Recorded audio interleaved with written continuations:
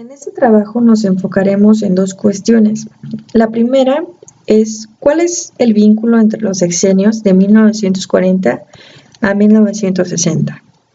El vínculo que se desarrolla entre los periodos de 1940 a 1960 se atribuye a la denominada etapa del milagro mexicano. En ella se contemplan dos periodos.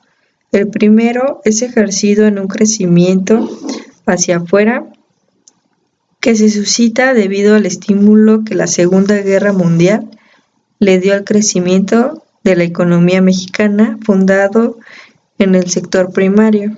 Durante el periodo de Manuel Ávila Camacho se logra estabilidad política y crecimiento económico. Bajo su lema de unidad nacional, su mandato en conjunto con el de Miguel Alemán Valdés aportaron los medios para fomentar el crecimiento económico, la consolidación del mercado y la inserción de México en la economía mundial, mediante la mejora de calidad de vida, la optimización del salario, seguridad social y el orden laboral a través de los sindicatos.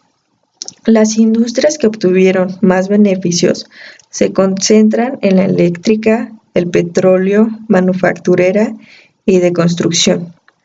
La segunda etapa se concentra en generar un crecimiento hacia adentro debido a la implementación de la política vía sustitución de importaciones, que consistía básicamente en controlar la entrada de bienes de consumo y fomentar el mismo en la producción interna, creando un dinamismo industrial que adquiriría una política proteccionista, contrayendo la estabilidad de los precios y ajustando los problemas productivos y financieros. Dentro de las bondades de las 3 décadas destacaron la reducción de la pobreza, el surgimiento de la clase media, estabilidad política, una industria en crecimiento, el corporativismo, la inversión en educación y bienestar social y la época de oro del cine mexicano. Sin embargo, este modelo de industrialización llegó a su culminación debido a que se descuidó el sector agropecuario por incentivar al sector industrial. La falta de competencia por el proteccionismo no generó innovación tecnológica, por lo que a la falta de recursos y de ahorro interno, el Estado recurrió a otras formas de financiamiento que originaron un estado de endeudamiento. De igual manera, creció la burocracia y por ende la corrupción.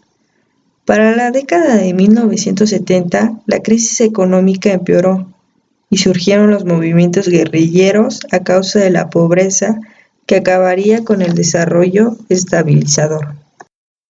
Terminada esta cuestión, proseguiremos a la siguiente pregunta. ¿Cuál fue el vínculo entre López Portillo y Salinas de Gortari? El gasto público disminuye y se incentiva a la industria privada para concesionar a los servicios públicos, provocando la privatización de las paraestatales en sectores como la banca y telefonía. México adquiere mayor presencia internacional en proyectos como el Plan Mundial de Recursos Hidráulicos, el diálogo entre países de primer y tercer mundo, procura la paz en Centroamérica, entre otros.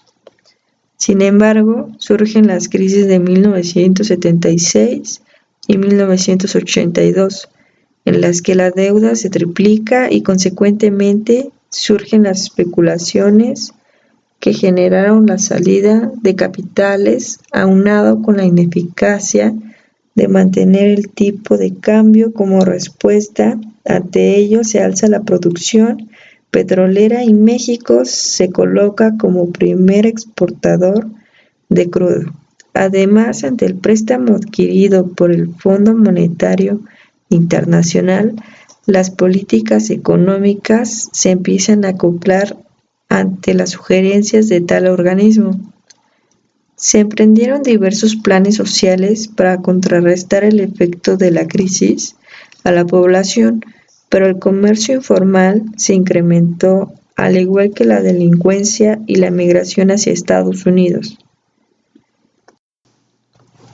Ante los efectos de la ineficacia del modelo de sustitución de importaciones, México apertura su economía. Su primer paso fue insertarse al GATT en 1986 y posteriormente se firmó el Tratado de Libre Comercio de América del Norte. En el sexenio de López Portillo, el país se encontraba en una situación crítica. Sin embargo, solo en el gobierno de la Madrid y Salinas se consolidaron estrategias que ayudasen a corregir los graves errores de la estatización de la economía. La consolidación del modelo neoliberal en México trajo consigo la estabilización de los precios. De igual manera, se logró consolidar una transformación estructural del comercio exterior de México a partir de su apertura comercial.